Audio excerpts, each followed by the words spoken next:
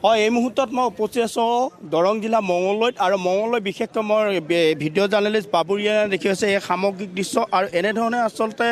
আজি ঠিক 11:30মান বজাত আহি উপস্থিত হ'ব দেশৰ প্ৰধানমন্ত্ৰী আৰু তেওঁ বিশেষকৈ দৰঙৰ যি চিকিৎসা মহাবিদ্যালয়কে ধৰি ইয়াত কেইবাটাও আঁচনি তেখেতে আচলতে মুকলি কৰিব আৰু সামগ্ৰিকভাৱে আমি দেখুৱাইছোঁ আচলতে এক নিৰাপত্তা বেষ্টনীৰ মাজত ইতিমধ্যে সকলো যি ব্যস্ততা সেই সম্পূৰ্ণ কৰি তুলিছে আৰু সামগ্ৰিকভাৱে আচলতে ক'ব লাগিব কটকটীয়া নিৰাপত্তা বেষ্টনীৰ মাজত আচলতে যি দেশৰ প্ৰধানমন্ত্ৰী আহি উপস্থিত হ'ব আৰু তাৰ আধাৰশিলা স্থাপন কৰিব আৰু সামগ্ৰিকভাৱে এয়া পৰিৱেশ আমি দেখুৱাই আছোঁ আৰু এই বিশেষকৈ ক'ব লাগিব মোৰ লগত এই মুহূৰ্তত আছে মহিলা মৰ্চাৰ আপোনাৰ দৰং জিলাৰ সভাপতি মই তেখেতৰ পৰা জানিব বিচাৰিম বাইদেউ কি ক'ব আজি দেশৰ প্ৰধানমন্ত্ৰীগৰাকী আহিব আৰু ঐতিহ্যমণ্ডিত দৰঙৰ কাৰণে এটা আচলতে সুখবৰ এটাই নহয় দুটাকৈ ভাল খবৰ আছে এতিয়া এই মুহূৰ্তত আপুনি কি ক'ব সঁচাকৈ আমি গৌৰৱ অনুভৱ কৰিছোঁ ভাৰতৰ মাননীয় প্ৰধানমন্ত্ৰী নৰেন্দ্ৰ মোদী ডাঙৰীয়া কিছু মুহূৰ্তৰ পিছতে আহি দৰং জিলাত পদাৰ্পণ কৰিব আৰু পদাৰ্পণ কৰাই নহয় তেখেতে বৃহৎ কেইটামান উপহাৰ লৈ আমালৈ আহিব ৰাইজৰ মাজত তেখেতে উচৰ্গা কৰিব আমাৰ দৰং মেডিকেল কুৰুৱা গুৱাহাটী ব্ৰহ্মপুত্ৰৰ ওপৰত যিখন ব্ৰিজ আৰু তাৰোপৰি ৰিং ৰোড এই তিনিটা বৃহৎ উপহাৰ লৈ তেখেত আহিব আৰু 62 বছৰৰ মূৰত আচলতে এজন প্ৰধানমন্ত্ৰী আমাৰ দৰং জিলাত পদাৰ্পণ কৰিব সঁচাই আচলতে গৌৰৱৰ আমাৰ বিষয় এইটো উৎফুল্লিত হৈ আছে ৰাইজ আৰু দেখিবলৈ পাইছোঁ সমাগম যথেষ্ট 1 লাখৰো অধিক আমাৰ ইয়াত আজি ৰাইজৰ উপস্থিতি হ'ব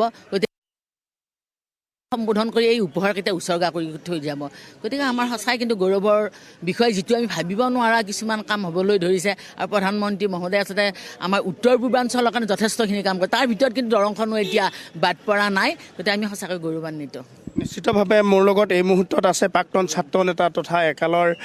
বিশেষকৈ ক'ব লাগিব বিভিন্ন আন্দোলন মাধ্যমেদি আচলতে আমি যিকোনো পাবলৈ সক্ষম হৈছিলোঁ কিন্তু আজি আচলতে ক'ব লাগিব দৰঙৰ কাৰণে এটা সুখবৰ যে আচলতে দৰংবাসীলৈ এখন চিকিৎসা মহাবিদ্যালয় হ'ব গতিকে এই ক্ষেত্ৰত আপুনি কি ক'ব এইটোতো আমি বহুত ভাগ্যৱান বহুত সুখী হৈছোঁ আচলতে আমি বাইদেৱে কোৱাটোৱে ধৰক আমি আজি 60 বছৰ পিছত এনেকুৱা প্ৰধানমন্ত্ৰী মহোদয় ইয়াত আহি এনেকুৱাকৈ দৰঙৰ ৰাইজক বা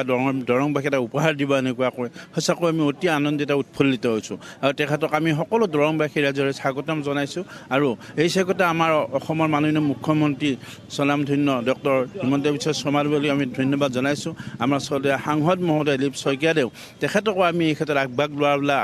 লোৱাৰ কাৰণে আমি ধন্যবাদ জনাইছোঁ সঁচাকৈ আমি অতি আনন্দিত আৰু গৌৰৱান্বিত দৰংবাসী নিশ্চিতভাৱে আচলতে ক'ব লাগিব এয়া সামগ্ৰিকভাৱে আমি পৰিৱেশ দেখুৱাইছোঁ আৰু এই ধৰণে আচলতে প্ৰায় তেখেতে এখন জনসভাতো আজি অংশগ্ৰহণ কৰিব ৰাইজৰ উদ্দেশ্যে তেখেতে ভাষণ প্ৰদান কৰিব আৰু বিশেষকৈ ক'ব লাগিব সমগ্ৰ বিশেষ দৰঙৰ যিটো অঞ্চল এই দৰঙৰ অঞ্চলৰ কাৰণে আজি সুখবৰ আৰু এনে এটা দিনত আজি মুখ্যমন্ত্ৰীয়ে যিটো নাৰেংগী কুৰুৱাৰ দলঙৰ লগতে ৰিং ৰোডৰ লগতে ইয়াত চিকিৎসা মহাবিদ্যালয়ৰ আধাৰশিলা স্থাপন কৰিব আৰু এই আধাৰশিলাৰ স্থাপন কৰাৰ পিছতেই আচলতে তেখেতে এখন জনসভাত ভাষণ দিব আৰু এই জনসভাৰ প্ৰায় 1 লাখতকৈও অধিক মানুহ হোৱাৰ ইতিমধ্যে যি ব্যৱস্থা সেই ব্যৱস্থা কৰিছে প্ৰয়োজনীয় সকলো ব্যৱস্থা আচলতে কৰা হৈছে আৰু এই ধৰণে আচলতে আমি পৰিৱেশ দেখুৱাইছোঁ এয়া হৈছে আচলতে দৰংবাসীয়ে নহয় সমগ্ৰ বিশেষকৈ দৰং ওদালগুৰি বা এই উত্তৰ হুছেইন আপোনাক আমি ধন্যবাদ জ্ঞাপন কৰিছোঁ আৰু পৰৱৰ্তী কাৰ্যসূচীসমূহ আপোনাৰ জৰিয়তে আমি দেখুৱাই যাম দৰ্শকসকলক